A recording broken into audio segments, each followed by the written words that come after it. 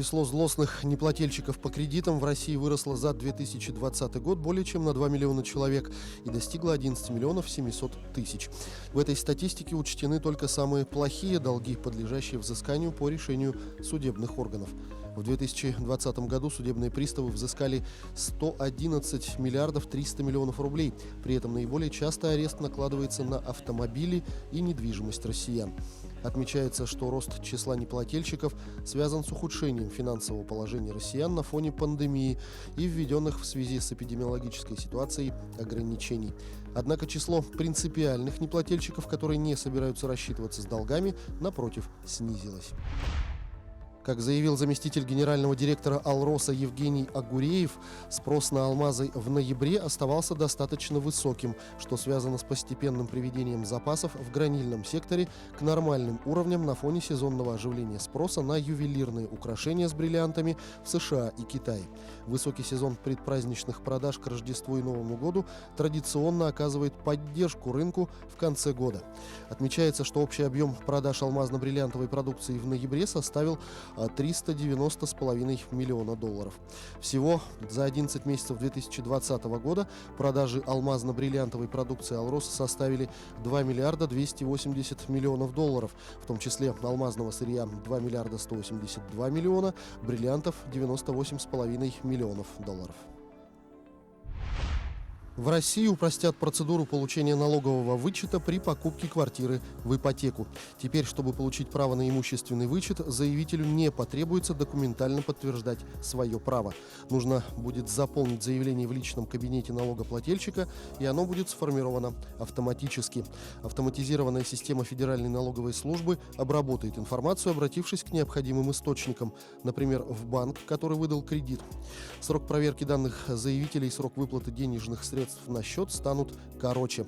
Сейчас имущественный вычет возвращается в течение 3 месяцев. Вернуть 13% стоимости квартиры и оформить документы сейчас можно в режиме онлайн с подачей налоговой декларации. Тем временем в России появилось предложение организовать программу выдачи льготной ипотеки на покупку жилой недвижимости на вторичном рынке. Идею озвучила спикер Совета Федерации Валентина Матвиенко. Она пояснила, что инициированная главой страны весной нынешнего года программа льготного ипотечного кредитования показала свою эффективность с экономической и социальной точек зрения, но вместе с тем отметила, что на российском рынке сформирован существенный разрыв между ценами на первичку и вторичку. В связи с этим она считает, что в данной ситуации следует рассмотреть возможность распространения программы льготной ипотеки на вторичный рынок.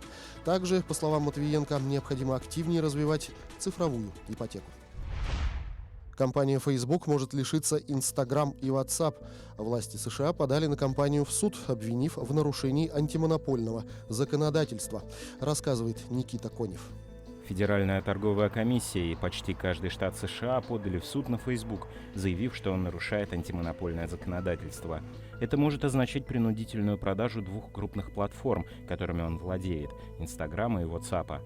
Во главе с генеральным прокурором Нью-Йорка Летицией Джеймс коалиции 46 штатов заявила, что компания использует свое доминирование в отрасли для подавления конкуренции. В течение почти 10 лет Facebook использовал свое доминирование и монопольную власть, чтобы сокрушать более мелких игроков и подавлять конкуренцию. И все это за счет обычных пользователей. Стремясь сохранить свое доминирующее положение на рынке социальных сетей, Facebook использует стратегию «купи или закопай», чтобы помешать другим сервисам. Еще в июле Марк Цукерберг заявил сотрудникам, что компания будет стоять горой против юридических исков, назвав подобные вызовы угрозой самому существованию компании. Аудиозапись этого обращения была опубликована изданием Verge. Этот иск – крупнейшее антимонопольное дело последних лет. Акции Facebook уже упали почти на 2%.